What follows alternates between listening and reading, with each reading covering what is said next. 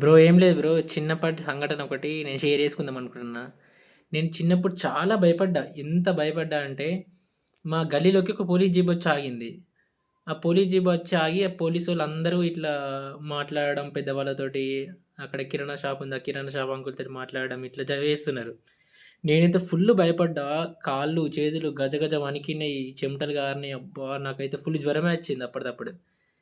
ఎందుకో తెలుసా బ్రో? నేను అప్పుడు తోపు లెక్క ఫీలయ్యి ఆ కిరాణా షాపని దగ్గరికి చినిగిన రూ. 10 నోటుతోటి ఇచ్చి నాకు గావాల్సినయి కొనుక్కొనొచ్చిన. వాడు హడావిడిలో చూసుకోకుండా లేసుకుండు. అరే! వీడిని భలే ఫూల్ చేసినా అని అప్పుడు ఫీలయినా.